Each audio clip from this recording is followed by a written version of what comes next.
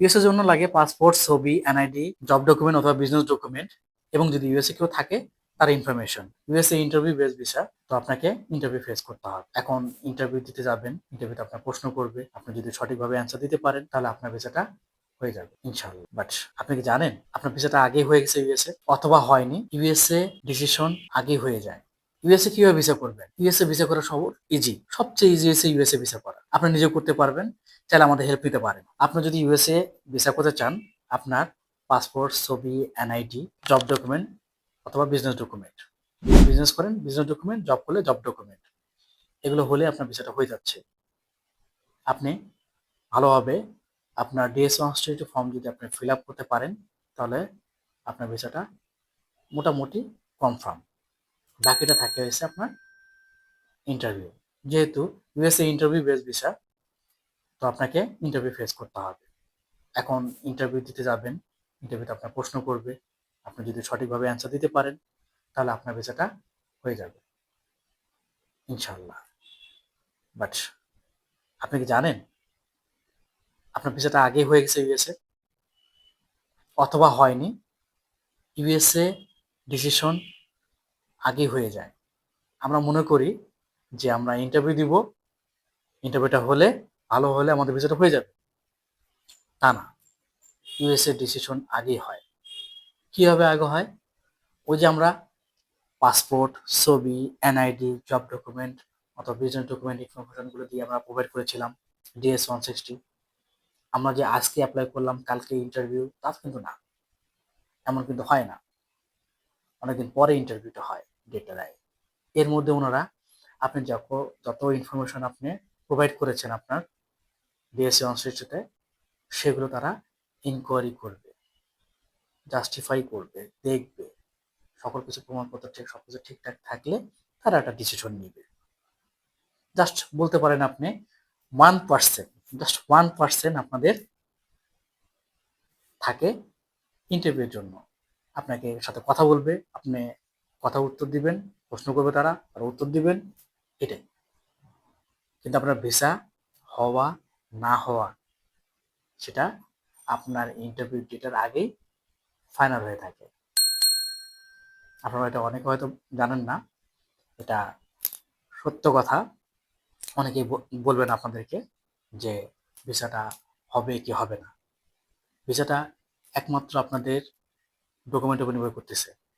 আপনাদের ডকুমেন্ট যাদের ভালো এবং ডকুমেন্ট মানে বাস্তবসম্মত, কোনো ফ্রড ডকুমেন্ট না, কোনো ফেক ডকুমেন্ট না, যেই সব ডকুমেন্ট মানে আপনি 5-7টা কান্ট্রি ট্রাভেল করছেন, 10-12টা কান্ট্রি ট্রাভেল করছেন বা করেন নাই, ইনফরমেশনগুলো সঠিক, বা আপনি ট্রাভেল করেন নাই বাট আপনি অ্যাপ্লাই করছেন, ট্রাভেল করবেন, তার ইনফরমেশন আপনি দিয়েছেন, বাট আপনি DS-160 ফর্ম ফিল আপ করছেন আজকে, ট্রাভেল করবেন আগামী মাসে বা আগামী সপ্তাহে। সিল সিল তো কথা বলে, ডেট আছে তাই না? হুম। তারপর আপনি জব করতেছেন, কোথায় জব করতেছেন সেগুলো আপনি ইনফরমেশন দিচ্ছেন, বিজনেস করতেছেন, বিজনেস ইনফরমেশন দিচ্ছেন, সবই ঠিক আছে। আপনি জব থেকে সুইচ করছেন, এরপর বাট আপনার রেসপন্সিবিলিটি কিন্তু চেঞ্জ করতে পারতেছেন না।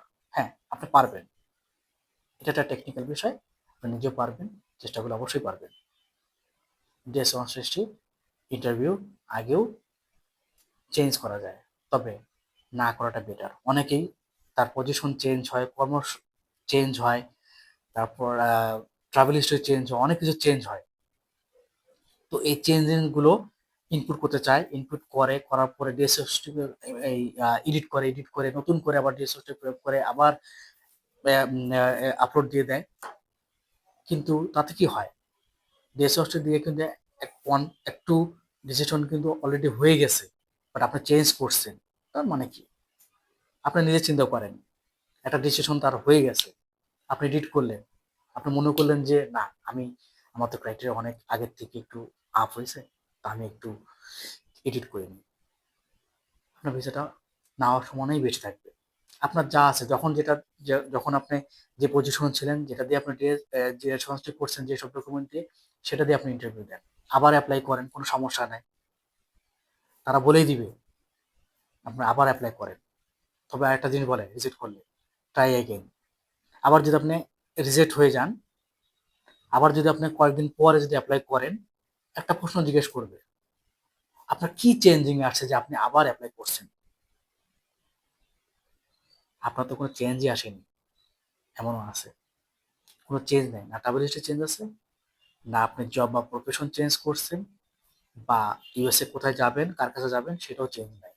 আপনার ভিসা হবে কেন? এটা হবে না। যারা যা আপনি বাস্তবে যা করেন, যেভাবে ভিসা করেন না কেন, আপনি যা করতেছেন, যা ইনকাম করতেছেন, যেখানে প্রফেশন আছে সেটা, ট্রাভেল হিস্ট্রি যা আছে তাই দিয়ে আপনি অ্যাপ্লাই করবেন। ইউএসএ ভিসা আগে থেকে ডিসিশন হয়ে থাকে। তো আপনারা পরবর্তীতে কি হলো না হলো সেটা পরের বিষয়, পরে যখন আবার অ্যাপ্লাই করবেন, একবার না হবে না, আরেকবার অ্যাপ্লাই করবেন, আরেকবার অ্যাপ্লাই করবেন, পজিশন চেঞ্জ হলে আপনার। কিন্তু আপনি পজিশন চেঞ্জ হয়নি আবার অ্যাপ্লাই করবেন, তা হবে না। তো ভালো থাকবেন।